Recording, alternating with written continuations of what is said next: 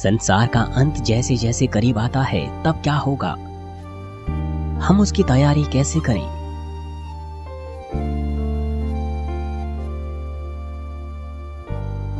यीशु मसीह का प्रकाशित वाक्य जो उसे परमेश्वर ने इसीलिए दिया कि अपने दासों को वे बातें जिनका शीघ्र होना आवश्य है दिखाएं, और उसने अपने स्वर्गदूत को भेजकर उसके द्वारा अपने दास यूहन्ना को बताया।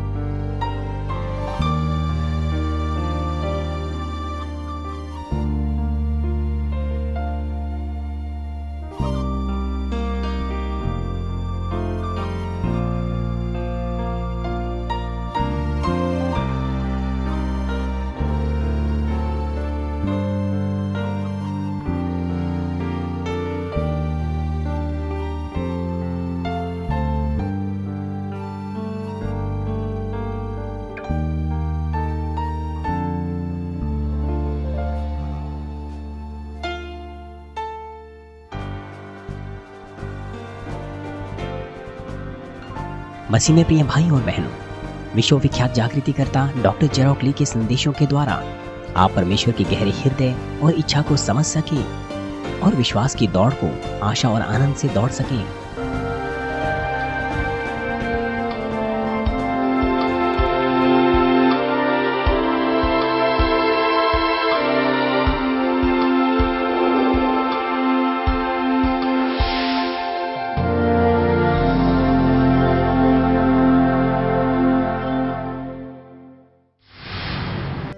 पवित्र शास्त्र बाइबल से पढ़ा जाएगा प्रकाशित वाक्य 6 अध्याय 1 और 2 पद। फिर मैंने देखा कि मेमने ने उन 7 मोहरों में से एक को खोला और उन चारों प्राणियों में से एक का गर्ज का सा शब्द सुना कि आ। और मैंने दृष्टि की और देखो एक श्वेत घोड़ा है और उसका सवार धनुष लिए हुए है और उसे एक मुकुट दिया गया और वह जय करता हुआ निकला कि और भी जय प्राप्त करें। मसीह में प्रिय भाइयों और बहनों और जीसीन टीवी दर्शकों, अध्याय 6 से 7 साल के महाक्लेश काल के बारे में भविष्यवाणी की गई है। प्रभु में विश्वास करने के द्वारा जो लोग बचाए गए हैं वे प्रभु के साथ हवा में उठा लिए जाएंगे और पृथ्वी पर 7 साल का महाक्लेश काल होगा। यह एक अभूतपूर्व पैमाने का कलेश होगा जिसे कि मनुष्यों के द्वारा उत्पन्न किए गए युद्धों और प्राकृतिक आपदाओं के संयोजन के द्वारा दर्शाया गया है। अध्याय 6 में जिन बातों का वर्णन किया गया है वो तीसरे विश्व युद्ध की एक प्रकार की प्रस्तावना है जो पूरी दुनिया को युद्ध में उलझा देगी, और यह उस पीढ़ी का अंत होगा जिसके बारे में बाइबल बातें करती है। मत्ती 24 अध्याय 3 पद में यीशु के चेलों ने अपने गुरु से पूछा कि हमें बता कि ये बातें कब होंगी और तेरे आने का चिन्ह क्या होगा और इस पीढ़ी का अंत का चिन्ह क्या होगा।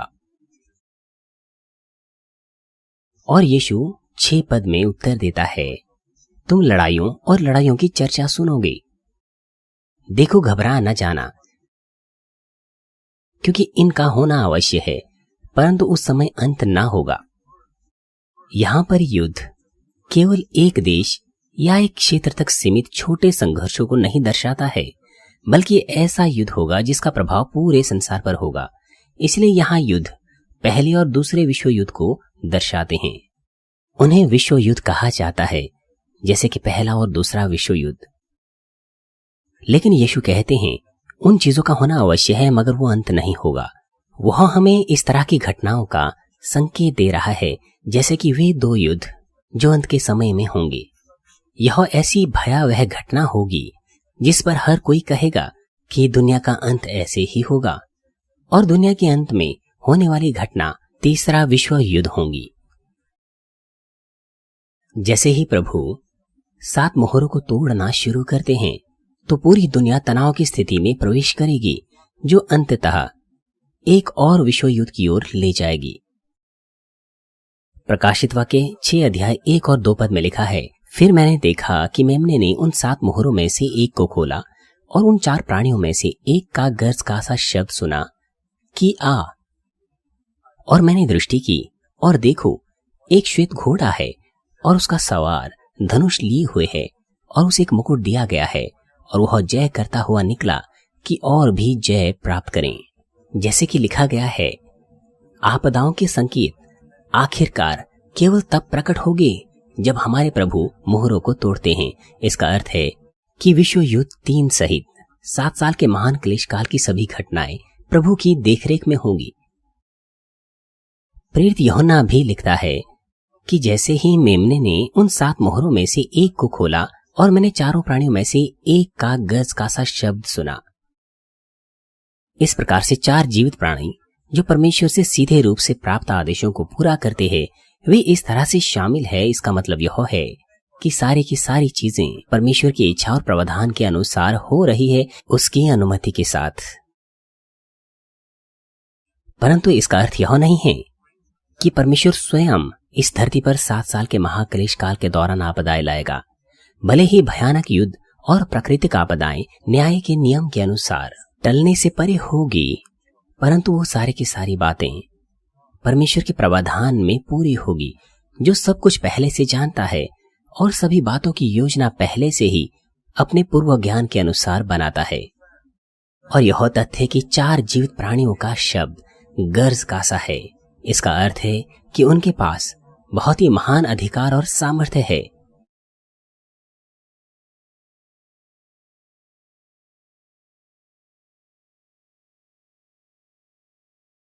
जब 4 जीवित प्राणियों में से एक यूहन्ना को कहता है आ, इसका अर्थ है कि वह प्राणी उस प्रेरित को दिखाना चाहता है कि किस तरह से भविष्य की घटनाएं होंगी। जब प्रेरित यूहन्ना ने दृष्टि की तो उसने एक सफेद घोड़ा देखा। सफेद रंग का अर्थ होता है ज्योति, पवित्रता, शुद्धता। आत्मिक रूप से यह दर्शाता है कि यह परमेश्वर की ओर से है, और घोड़ा अधिकार और गरिमा का प्रतीक है, साथ ही युद्ध का भी। अतीत में घोड़े युद्ध में बहुत महत्वपूर्ण भूमिका निभाते थे, और यूहन्ना देखता है कि कोई सफेद घोड़े पर बैठा है, और वह वही है जो उसे दिए गए उस अधिकार और गरिमा का उपयोग करता है। वह एक ऐसा दूत है जो प्रभु के नाम से कार्यों को करता है। और प्रेरित यूहन्ना कहता है कि उस व्यक्ति के पास एक धनुष था। धनुष का मतलब है संघर्ष या लड़ाई। धनुष का उपयोग किसी लक्ष्य या निशाने पर तीर मारने के लिए किया जाता है।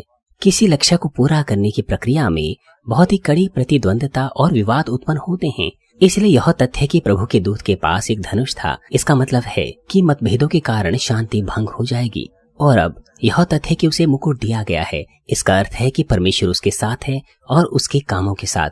इसका अर्थ यह भी है कि वह एक अगुआ बन जाता है, उसे धन, सम्मान और अधिकार दिया जाता है। और इसके अलावा मुकुट का अर्थ घमंड और अहंकार भी होता है। फिर ये विवरण और स्पष्टीकरण किससे मेल खाते हैं? यह इजराइल के लोगों से मेल खाता है। सफेद घोड़े का आत्मिक अर्थ इजरायलियों को दर्शाता है, और जो सफेद घोड़े पर बैठा है वह एक प्रमुख शक्ति है जो इजराइल के लोगों की सामूहिक नियति पर भारी है। मैंने पहले भी बताया था कि सफेद रंग परमेश्वर को दर्शाता है, और घोड़ा अधिकार और गरिमा और युद्ध का भी प्रतीक है। इजराइल के लोग परमेश्वर के चुने हुए लोग हैं, और पूरे इतिहास में उनकी ओर से कई प्रकार के युद्ध हुए हैं।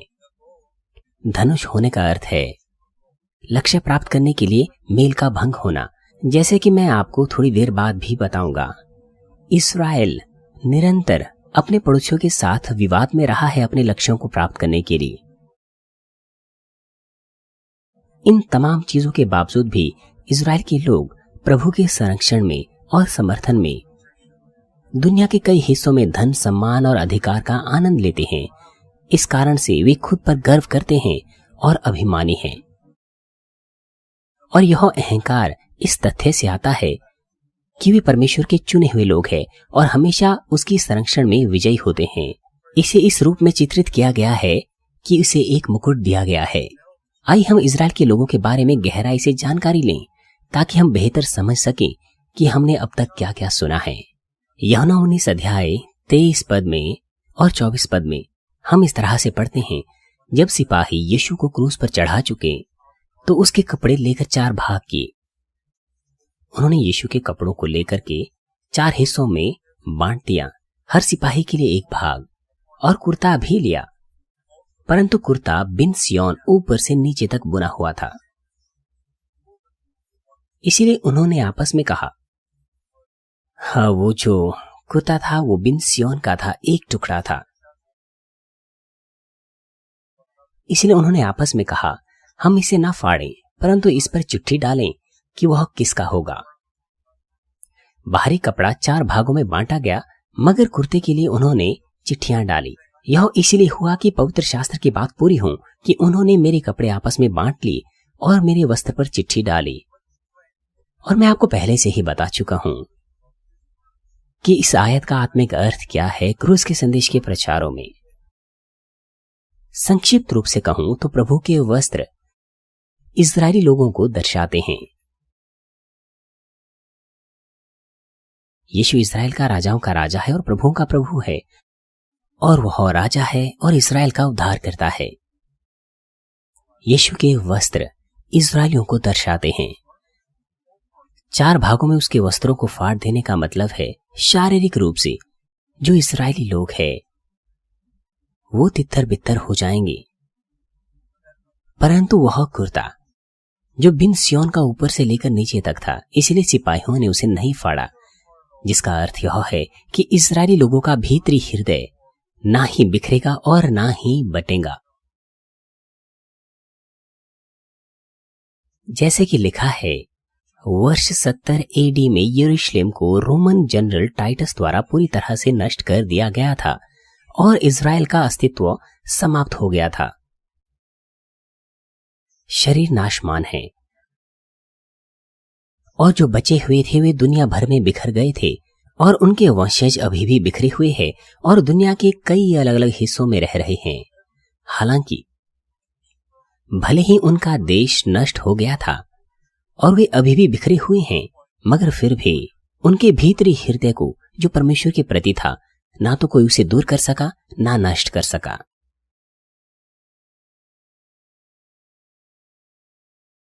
यदि कुछ ऐसा कोरिया में होता, उदाहरण के लिए जब गोगुर्यो राज्य नष्ट कर दिया गया था और उसके वंशज उसे पुनर्जीवित करना चाहते थे, कुछ दशकों तक वे लड़ते रहे, लेकिन उनका अंत हो गया। कुछ वर्षों बाद उनके सारे प्रयास भी बंद हो गए। यहूदी लोगों की दुनिया को पूरी तरह से खत्म करने के लिए कई कोशिशें हुई। यहूदियों ने उन सब पर काबू पाया और 14 मई 1948 को अपनी आजादी की घोषणा कर दी।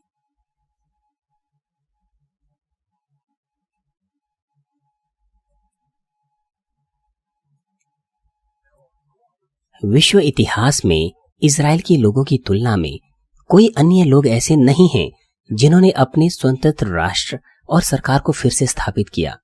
विशेष रूप से इसके लोग जबकि दुनिया के अलग अलग कोनों में बिखर गए थे, और वह भी 2000 वर्षों के बाद, जबकि उनका देश पूरी तरह से नष्ट हो गया था और खत्म हो गया था।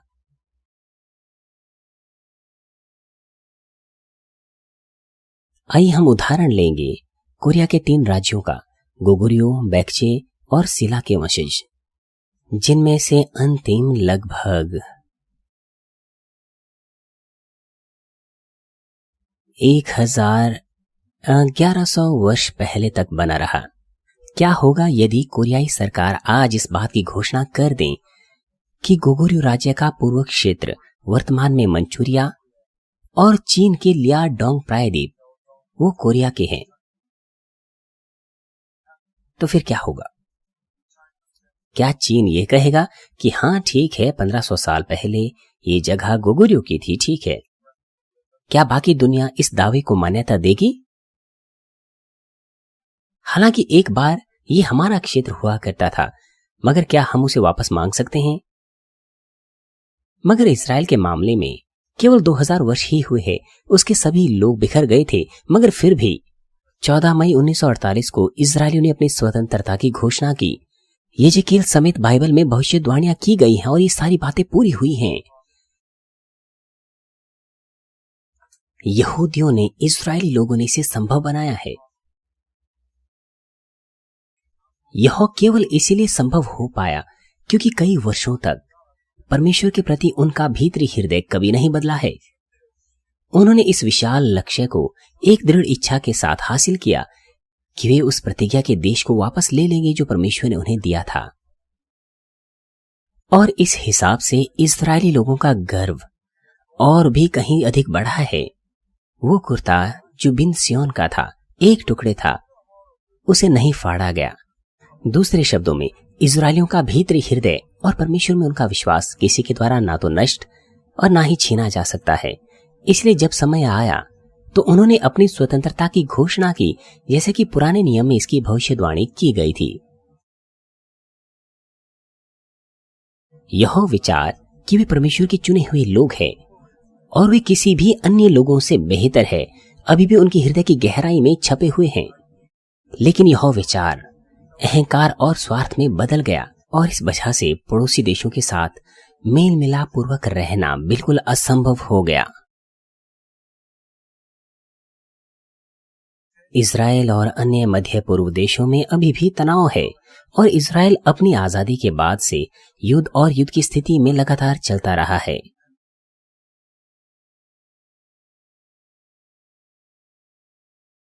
वे लगातार बड़े और छोटे संघर्ष करते हैं, मगर जैसे कि 2 आयत में लिखा है, और वह जय करता हुआ निकला कि और भी जय प्राप्त करें। इस्राएल उन लड़ाइयों और युद्धों को जीतता रहा है। मसीह में प्रिय भाइयों और बहनों, जैसे कि मैंने पहले भी कहा था, इस्राएल के लोगों के अपने देश और क्षेत्र को खोने के 2000 वर्षों के बाद वे अपनी पुरानी भूमि पर लौट आए और एक स्वतंत्र देश की स्थापना की। और अब पिछले 2000 वर्षों से उस भूमि में रहने वाले लोग संभवतः उनका स्वागत कैसे कर सकते थे? यहां तक कि अगर हम सामान्य ज्ञान से भी देखें तो इस बात पर विश्वास करना मुश्किल है कि उन्हें उस भूमि को छोड़ करके, जिसमें वे रह रहे थे, इस्राएलियों को सौंपना पड़ा। और यह तो स्वाभाविक था कि इस्राएल के पुराने पड़ोसी अरब देश इस्राएल के इस आचरण से नाखुश थे।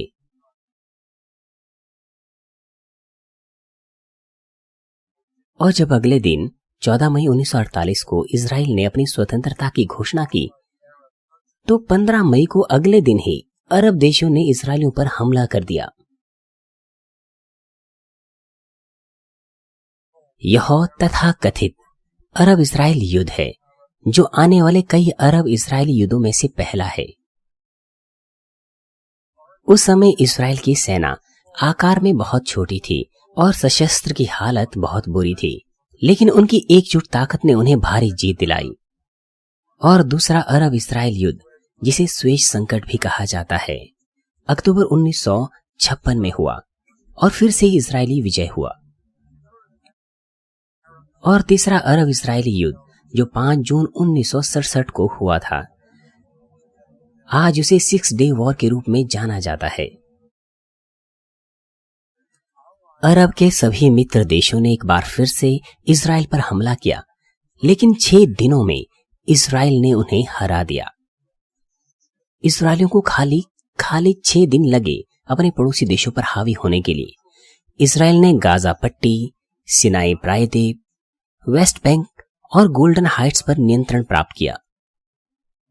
जब आप पवित्र भूमि की तीर्थ यात्रा पर जाते हैं तो आपको गलील सागर के दूसरी ओर भूमि का एक टुकड़ा दिखाई देगा, वह गोल्डन हाइट्स है।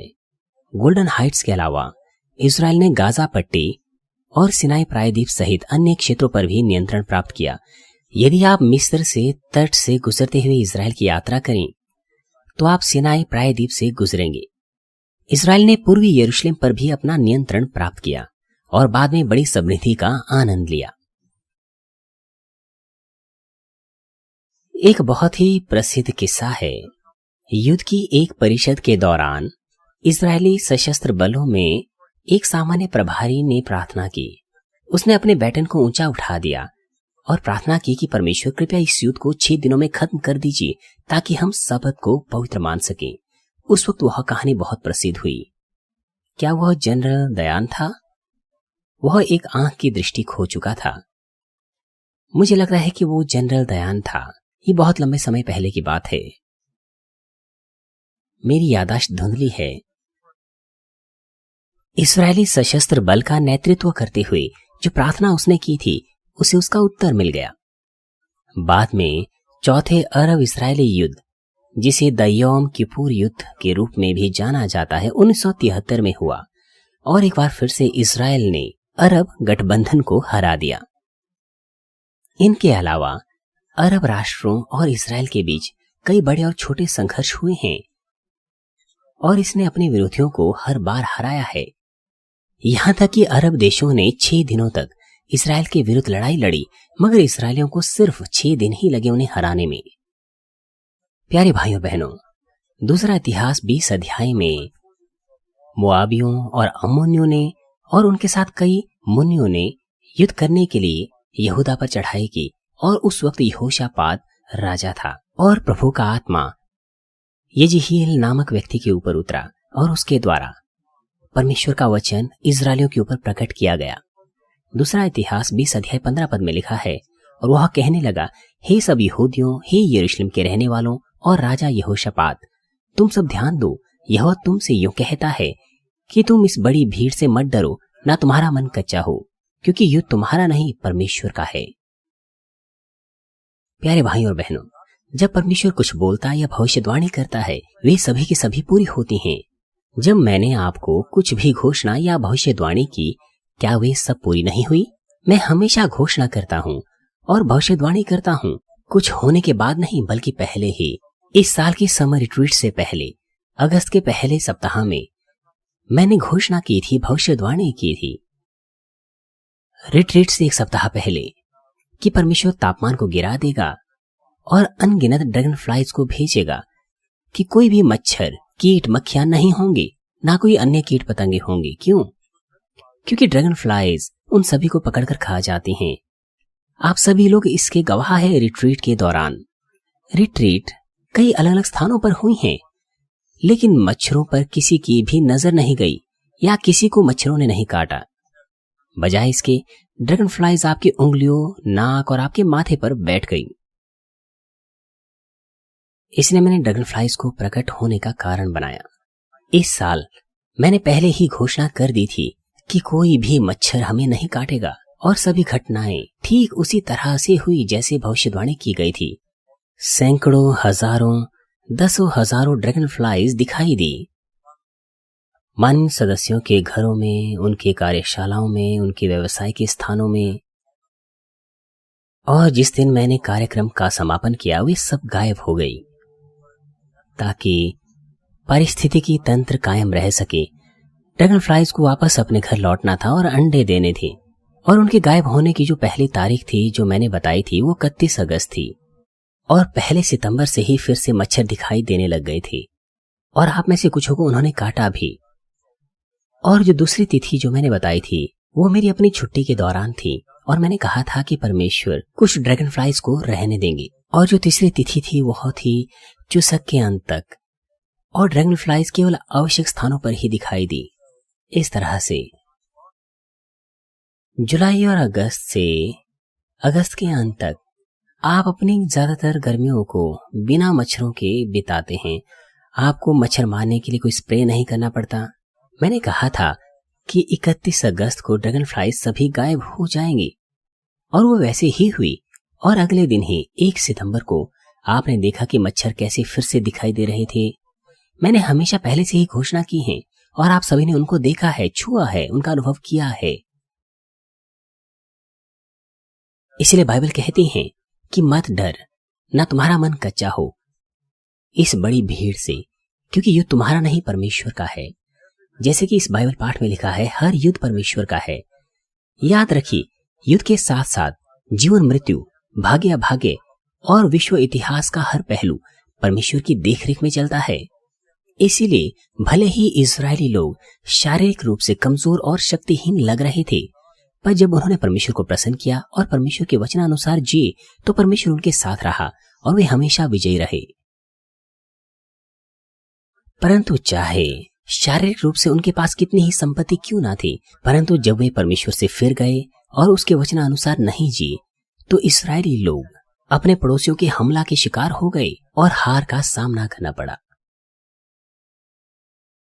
फिर भी परमेश्वर ने पहले से ही पुराने नियम में इजरायली लोगों की स्वतंत्रता की भविष्यवाणी की थी, और यह उसकी भविष्यवाणी के अनुसार ही पूरी हुई। यह यहेजकेल 38 अध्याय 8 और 9 पद में लिखा है, बहुत दिनों के बीतने पर तेरी सुधि ली जाएगी, और अंत के वर्ष में। यह अंतिम वर्षों के बारे में नहीं है, क्योंकि अंतिम दिन वो समय होगा हमारे प्रभु के आने का, जब प्रभु बहुत दिनों की बात करता है, वो 7 दिन हो सकता है, 7 वर्ष हो सकता है, या सैकड़ों वर्ष हो सकते हैं। जब मैंने सबसे पहले प्रकाशन को पाना शुरू किया था, उनमें से ये कुछ चीजें, कुछ मुश्किल चीजें थीं। जब परमेश्वर ने कहा था कि कुछ दिन, तो मैंने अपेक्षा की कि कुछ दिनों में कुछ होगा, मगर कुछ नहीं हुआ। फिर जब मैंने बाइबल पढ़ी, प्रार्थना की, तो परमेश्वर ने मुझे कहा कि कुछ दिन असल में कितना समय होगा। इसलिए फिर मैंने एहसास किया कि जब परमेश्वर कुछ दिन कहता है, तो वो 1 महीना हो सकता है, 2 महीने हो सकते हैं, या 1 वर्ष हो सकता है। जब मैंने धीरे से इंतजार किया, तो मैंने देखा कि सब कुछ, जो कुछ परमेश्वर ने कहा था, वो पूरा हुआ। और अंत के वर्ष में तो उस देश में आएगा जो तलवार के वश से छूटा हुआ होगा, जिसके निवासी बहुत सी जातियों में से इकट्ठे होंगे। बहुत सी जातियों में से वे लोग जो पूरे संसार भर में बिखर गए थे, वे अलग अलग राष्ट्रों से इकट्ठा होंगे। परंतु यह हिस्सा परमेश्वर के चुने हुए लोगों को नहीं दर्शाता, बल्कि अन्य जातियों को दर्शाता है। वे अलग अलग जातियों से आएंगे। 70 एडी में इजराइल को हराए जाने के बाद बहुत सी जातियों से वहां पर लोग इकट्ठे हो गए थे। अर्थात तो इजराइल के पहाड़ों पर आएगा जो निरंतर उजाड़ रहे हैं, परंतु वे देश देश के लोगों के वश से छुड़ाए जाकर सब के सब निडर रहेंगे। तो इजराइल के पहाड़ों पर आएगा जो निरंतर उजाड़ रहे हैं। हम अक्सर पढ़ते हैं कि यरूशलेम पहाड़ पर स्थित है और लोग वहां एकत्र होते हैं और वे सुरक्षित रूप से सभी के सभी वहां रह रहे हैं। तो चढ़ाई करेगा, आंधी की नाई आएगा, तो अपने सारे दलों और बहुत देशों के लोगों समेत मेघ के समान देश पर छा जाएगा। 1980 के दशक में मैंने आखिरी दिनों के संकेतों के बारे में प्रचार किया था। मैंने कहा था कि कैसे चीन और चीजें सामने आएगी और प्रसारित होगी और दुनिया के आखिरी दिन कैसे बदल जाएंगे। ये सारी चीजें मैंने विस्तार पूर्वक आपको बताई थी। इसलिए यह वचन कितना सटीक रूप से पूरा हो रहा है। यह इजराइल की स्वतंत्रता के बारे में बातें कर रहा है। ये यहेजकेल की पुस्तक उन चरणों की भी भविष्यवाणी कर रही है कि इजरायली स्वतंत्रता कैसे प्राप्त करेगा, और यह सटीक रूप से पूरा हुआ। उन युद्धों में जो अरब राष्ट्रों ने इजराइल को नष्ट करने के लिए किए थे, परमेश्वर स्वाभाविक रूप से इजरायली की ओर थे और उन्हें जीत दिलाई। परमेश्वर ने जो कुछ कहा वह उसे पूरा करता है और अंततः वह अपने कार्यों को इजरायली लोगों के द्वारा उनके माध्यम से अपने प्रावधान अनुसार पूरा करता है। इजराइल बड़े पैमाने पर फैला हुआ है। इसकी आबादी 6 मिलियन आंकी गई है, लेकिन पड़ोसी अरब देशों की आबादी 100 मिलियन से अधिक है। दुनिया भर में रहने वाले सभी यहूदियों का अनुमान लगभग 12 मिलियन है। 12 मिलियन। और आज के पाठ में लिखा हुआ है, और वह जय करता हुआ निकला कि और भी जय प्राप्त करें, जिसका अर्थ है कि पूरी जीत अभी उनके हाथों में नहीं है। दूसरे शब्दों में, युद्ध अभी भी जारी है और वे यह नहीं कह सकते कि उन्होंने अंतिम जीत हासिल कर ली है। ऐसा इसीलिए है क्योंकि अभी भी एक महान युद्ध बाकी है, तीसरा विश्व युद्ध।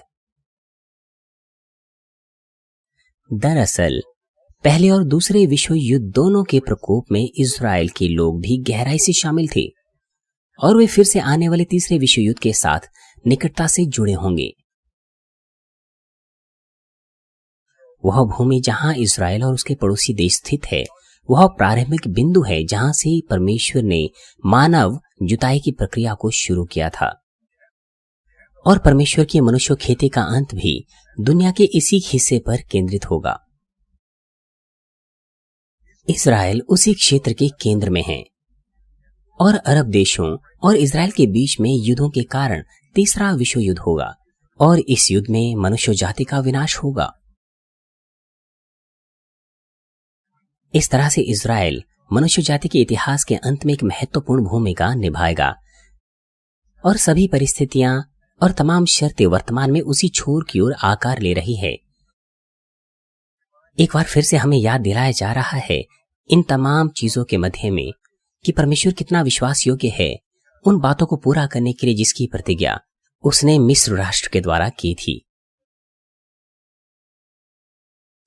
इजराइल ने सभी 4 अरब इजराइल युद्धों को जीतने के बाद 1978 में संयुक्त राज्य अमेरिका ने मध्यस्थता की और इजराइल और मिस्र ने शांति संधि पर हस्ताक्षर किए। लंबे समय तक मध्य पूर्व में एक नेता की भूमिका निभाने वाले मिस्र ने इजराइल के साथ शांति संधि पर हस्ताक्षर किए। अरब समुदाय के कई देश इजराइल के साथ मिस्र की संधि से नाराज थे, लेकिन इजराइल ने इस संधि की शर्तों को पूरा करने के लिए 1982 में सिनाई प्रायद्वीप से अपने सैनिकों को और अपने लोगों को वापस ले लिया। इजराइल ने द 6 डे वॉर के दौरान मिस्र से जो लिया था उसे वापस लौटा दिया। आप में से जो तीर्थ यात्रा पर गए हैं वे जानते हैं कि जब आप मिस्र से इजराइल की यात्रा करते हैं तो आप सिनाई प्रायद्वीप से होकर गुजरते हैं, और जैसे ही आप सीमाओं पर पहुंचते हैं वहां पर निरीक्षण के लिए चौकियां लगाई गई है।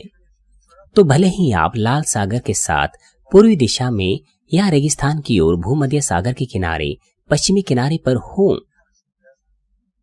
आप सिनाई प्रायद्वीप के पास इजराइल और मिस्र के बीच की सीमाओं पर ही आते हैं। इजराइल ने उस क्षेत्र को वापस लौटा दिया था जो उन्होंने मिस्र से लिया था।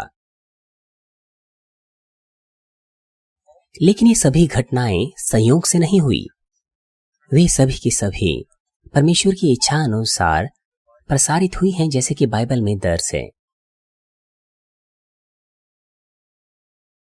जैसा कि हम उत्पत्ति 47 अध्याय 7 से 12 पद में पाते हैं कि यूसुफ की बदौलत ही जो मिस्र का प्रधानमंत्री बना था, मिस्र का दूसरा बड़ा व्यक्ति, उसकी वजह से याकूब और उसका पूरा घराना गंभीर अकाल से बच निकला और मिस्र में जाकर के बस गया। एक और दृश्य है जिसमें याकूब फिरौन के सामने खड़ा है और उस राजा को आशीष देता है। फिरौन ने याकूब के ऊपर और उसके परिवार के ऊपर अपनी दया दिखाई और वो जगह उसे दी जहां पर वे बस सकते थे। उत्पत्ति 47 अध्याय 11 और 12 पद में हम देखते हैं, तब यूसुफ ने अपने पिता और भाइयों को बसा दिया और फिरौन की आज्ञा अनुसार मिस्र देश के अच्छे से अच्छे भाग में अर्थात रामसेस नाम देश में भूमि देकर उनको सौंप दिया। और यूसुफ अपने पिता का और अपने भाइयों का और पिता के सारे घराने का एक एक के बाल बच्चों के घराने की गिनती के अनुसार भोजन दिला दिलाकर उनका पालन पोषण करने लगा। याकूब और उसका परिवार जो इजराइल के लोगों का मूल था, मिस्र के कर्जदार हो गए थे। याकूब और उसका परिवार मिस्र आए और एक राष्ट्र का गठन किया और वहां से वे प्रतिज्ञा किए गए देश के लिए निकल पड़े। 2000 वर्ष पूर्व जो शिशु यीशु था वो कहां को भागा? वो मिस्र को भाग गया। मरियम और यीशु भी बच्चे को मिस्र की ओर ले गए जब हेरोदेस यीशु को मार डालना चाहता था। पुराने नियम के समय में भी मिस्र और इजराइल के बीच में बहुत करीबी संबंध है।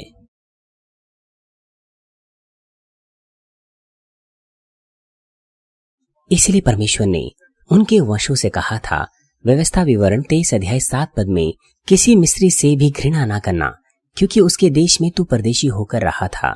इसके अलावा याकूब के बाद से जो इजराइल का मूल था, उसने राजा फिरौन को आशीष दी थी मिस्र में, और इस तरह से इजराइल और मिस्र में शांति संधि हुई जो शारीरिक रूप से असंभव लग रहा था। इस शांति संधि के कारण मिस्र को लगातार बख्शा जा रहा है और आने वाली आपदाओं और बड़े बड़े युद्धों से भी बख्शा जाएगा, परंतु दूसरे अरब देशों के साथ ऐसा नहीं है। हालांकि तीसरे विश्व युद्ध के दौरान इजराइल और उसके पड़ोसी देश लड़ाई में संलग्न हो जाएंगे और अंत में भारी आपदा का सामना करेंगे। यह अरब देशों और इजराइल के बीच युद्ध के रूप में शुरू होगा, लेकिन इसमें शामिल प्रत्येक राष्ट्र के हित तेल पर केंद्रित होंगे और संयुक्त राज्य अमेरिका और इजराइल के बीच जो संबंध है वो इसका कारण होंगे, जिसकी वजह से अंततः जो विश्व शक्तियां हैं वे एक दूसरे के खिलाफ भयंकर प्रतिस्पर्धा में उतर आएगी। विश्व शक्तियां जिसमें चीन, रूस और यूरोपीय राष्ट्र शामिल है, और उसके ऊपर तेल की मात्रा लगातार कम हो रही है। मान लीजिए कि तेल के दाम आसमान छू गए हैं। हालांकि तेल की कीमत अभी आसमान पर नहीं चढ़ेगी क्योंकि अभी वो समय नहीं आया है। अभी वो समय नहीं है कि तेल की जो कीमतें हैं वो इस तरह से बढ़ जाएगी।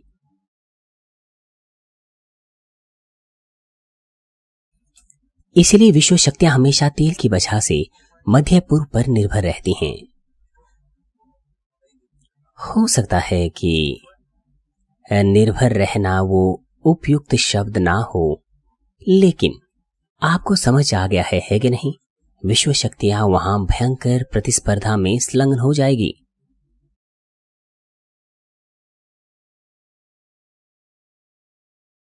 जैसा कि आपको बाद में बताया जाएगा, एक विशाल युद्ध विशाल सेना संख्या के साथ वहां पर होगा, और वो सेना संख्या लगभग 20 करोड़ होगी। 20 करोड़, आप सोचिए इस बारे में। 20 करोड़ सैनिक, क्या ये संख्या सही है? बिल्कुल। वे सभी युद्ध में होंगे, वे एक दूसरे से लड़ेंगे, जैसा कि प्रकाशित वाक्य 9 अध्याय 16 पद में लिखा हुआ है। और यह तीसरे विश्व युद्ध का चरम होगा। 1 और 2 पद में ऐसे अविश्वसनीय अर्थ पाए जाते हैं।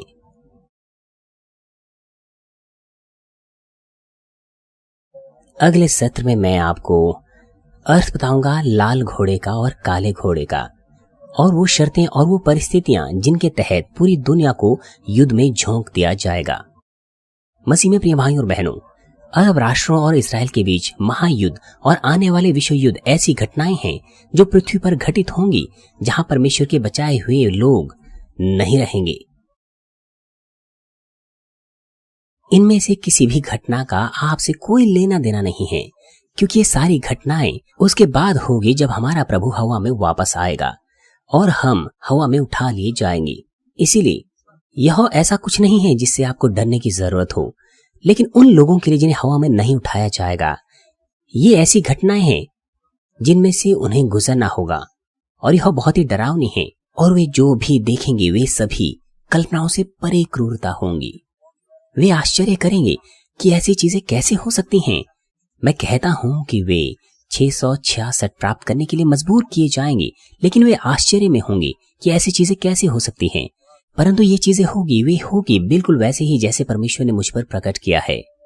लेकिन जैसा कि आज के पवित्र शास्त्र में हम पढ़ते हैं, दुनिया के अंत में होने वाली सभी चीजें एक पल में नहीं होंगी। ये घटनाएं सदियों से घटित हो रही, निर्मित हो रही घटनाओं की उपज है, और यह न्याय के अनुसार होंगी। सब कुछ परमेश्वर की इच्छा के अनुसार सटीक रूप से होगा और उसके प्रावधानानुसार, और इसका परिणाम भी बिना किसी त्रुटि के देखा और महसूस किया जाएगा। और यही बात इस चर्च के प्रति जो परमेश्वर की छल प्रावधान है उस पर भी लागू होती है। परमेश्वर ने अंतिम दिनों के लिए अपनी महान इच्छा को पूरा करने के लिए बहुत पहले इस चर्च को चुना था, और अब तक हर बात पर हस्तक्षेप किया है। हमें मनुष्य जुताई के समापन पर ग्रैंड सेंचुरी के निर्माण और विश्व प्रचार के कार्य के रूप में इस तरह से बेशकीमती बुलाहट देने के लिए परमेश्वर ने हमें बार बार परिष्कृत किया है और हमें योग्य बनाया है कि न्याय अनुसार उन योग्यताओं को प्राप्त करें। इस कारण से परमेश्वर थोड़ा थोड़ा एक एक करके अपने कामों को कर रहे हैं। परमेश्वर ने हमें विश्व मिशन को पूरा करने के लिए कहा है, हमें वास्तव में ऐसा करने की अनुमति देने के लिए। क्या आप यह देख नहीं रहे हैं कि आज वह अपना काम किस तरह से कर रहे हैं? कुछ हफ्ते पहले कई पास्टर्स इस चर्च में आए थे और उनके अधीन कम से कम 1 लाख लोग हैं। उनमें से ज्यादा पास्टर्स ने ये शपथ ली कि वे अपनी कलीसियाओं को मार्मिन की शाखा कलीसिया के रूप में साइन करेंगे, और यद्यपि अभी उन्होंने शाखा कलीसिया के रूप में साइन नहीं भी किया है, परंतु उन्होंने अनुमति मांगी है और हमसे चीजें मांगी है कि उनके लोगों को वे सिखा सकें।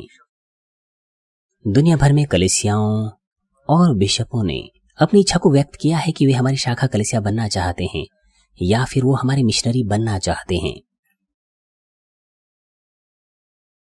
पास्टर लाजरस ली ने हाल ही में मध्य और दक्षिण अमेरिका की यात्रा में लगभग 40 दिन बिताए। बीते समय में उन्हें अक्सर स्थानीय मंडलियों में परिचय और वर्णन करना पड़ता था, लेकिन इस बार उन्हें ऐसा नहीं करना पड़ा। वे पहले से ही जानते थे कि मैं कौन हूं। वे सभी डॉक्टर जेरोक ली को पहचानते हैं, वे सभी हमारे बारे में जानते थे और उन्होंने पहले से ही तमाम आवश्यक तैयारियां कर ली थी। और डॉक्टर एस्टर चोंग ने भी करीबन 40 दिन बिताए दुनिया भर में यात्रा करते हुए और पास्टरों को सिखाया, और स्थानीय पास्टर ने उन्हें पहचान लिया था और सभी कह रहे थे कि वे सेमिनारों की लागत को स्वयं से कवर करेंगे। यह 1 महीने में किस तरह का अंतर पैदा होता है। इसलिए शिक्षण सामग्री, जीसीएन, किताबें, वे सब काम कर रही है। दुनिया भर में कई प्रकाशक हमारे कार्यों को प्रकाशित करने और वितरित करने के लिए प्रतिस्पर्धा कर रहे हैं, जिन्हें पहले ही कई भाषाओं में अनुवादित किया जा चुका है।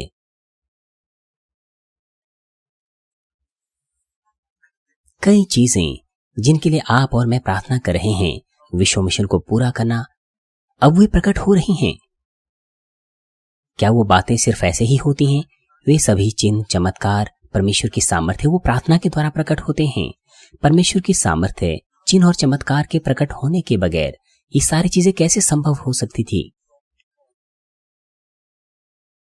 दुनिया भर में बहुत से लोग इन चिन्हों, चमत्कारों और परमेश्वर की सामर्थ्य के प्रकटीकरण के लिए मांग कर रहे हैं। उन्हें देखना है। केवल तभी जब हम बाइबल की सत्यता की पुष्टि करते हैं, तभी वे सच्चा विश्वास प्राप्त कर सकते हैं।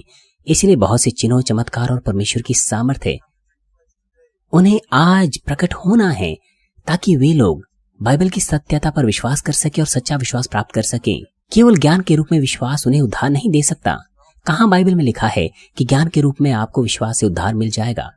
रोमियो 10:10 में लिखा है, क्योंकि धार्मिकता के लिए मन से विश्वास किया जाता है और उद्धार के लिए मुंह से अंगीकार किया जाता है। विश्वास एक आत्मिक होता है, एक शारीरिक होता है। बिना कर्म के विश्वास मरा हुआ है। आप मृतक विश्वास के साथ कैसे उद्धार पा सकते हैं?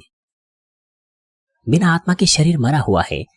जैसे ही आत्मा शरीर से निकल जाती है, वो शरीर मृत हो जाता है। उसी प्रकार से कर्म के बिना विश्वास ऐसे है जैसे आत्मा के बगैर शरीर है। ये मरा हुआ है, इसलिए उसमें कोई उद्धार नहीं। हम बाइबल की 66 पुस्तकों का अध्ययन करते हैं। हम क्यों उनका अध्ययन करते हैं? क्या हम उनका अध्ययन इसलिए करते हैं कि उसके अनुसार जी सकें? बाइबल के आधार पर उपदेशों को सीखने और सुनने का उद्देश्य क्या है? यह हमारे लिए ज्ञान के रूप में सामग्री को संग्रहित करने के लिए नहीं है।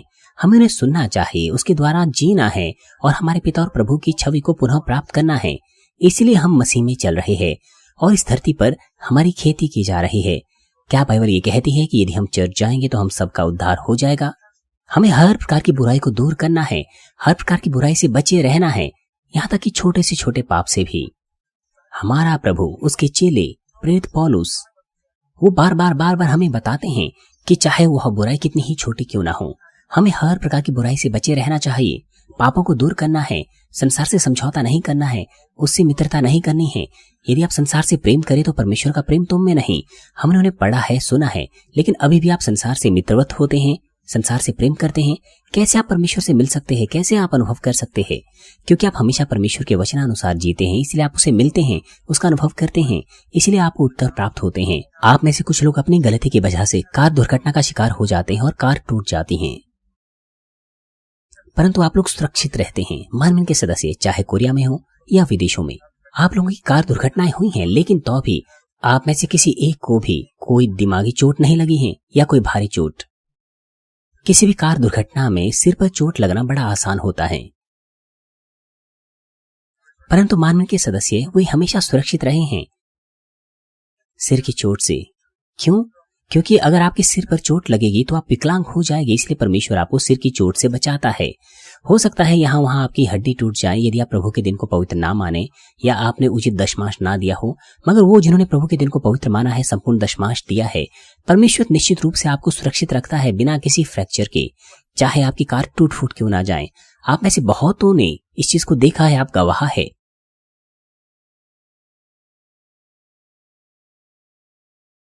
परमेश्वर ने बार बार हमें संशोधित किया है और हमें योग्य बनाया है कि उन योग्यताओं को हम पूरा करें।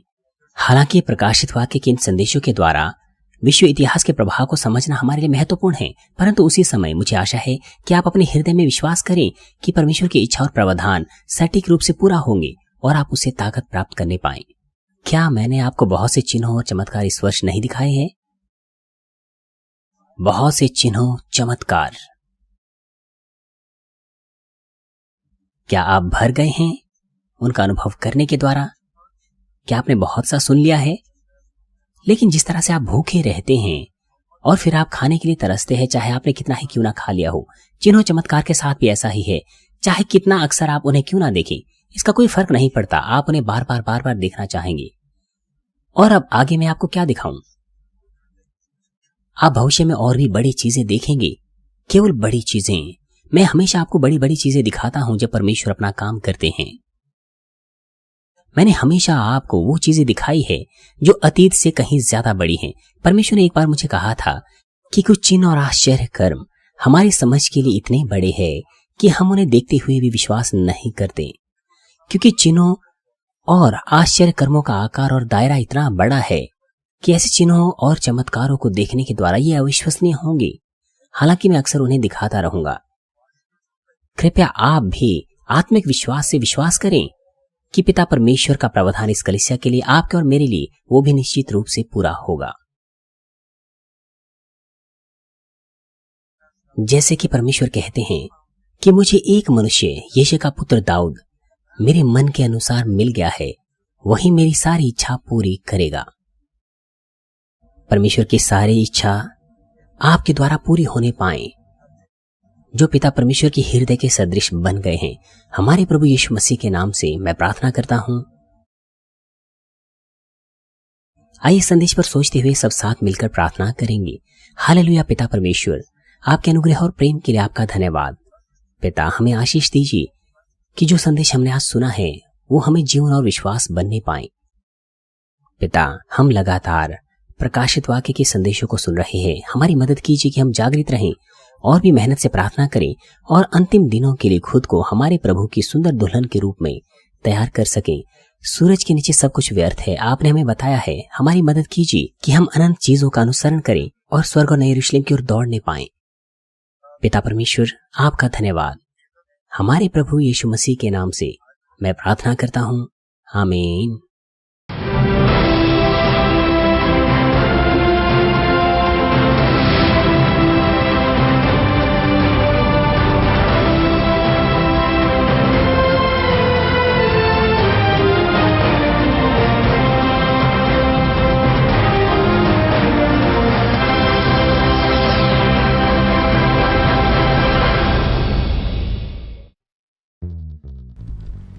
अब आप प्राप्त कर सकते हैं GCN TV हिंदी पर होने वाली तमाम लाइव मीटिंग्स की जानकारी और तमाम लेटेस्ट वीडियोस को इस वीडियो के नीचे दिए गए लाल बटन को प्रेस करें और बेल आइकन को दबाना बिल्कुल ना भूलें। या फिर आप जा सकते हैं YouTube पेज पर और टाइप करें सर्च बॉक्स में GCN TV Hindi. GCN TV Hindi page को खोलें और दिए गए लाल बटन को प्रेस करके सब्सक्राइब कर लीजिए और साथ ही बेल आइकन को दबाइए ताकि आप तमाम लेटेस्ट वीडियोस, लाइव इवेंट्स और लाइव मीटिंग्स के नोटिफिकेशंस प्राप्त कर सकें और हमारे साथ हमारे हर प्रोग्राम में शामिल हो सकें। और साथ ही लाइक कीजिए हमारे सभी वीडियोस को और मदद कीजिए अधिक से अधिक लोगों तक पहुंचाने में। कमेंट सेक्शन में हमें इंतजार रहेगा आपकी राय, आपके अनुभव और आपके प्रश्नों का। तो कमेंट सेक्शन में अपने कमेंट्स को देना बिल्कुल ना भूलें और इसी प्रकार से आनंद लीजिए परमेश्वर के गहरे आत्मिक वचनों का।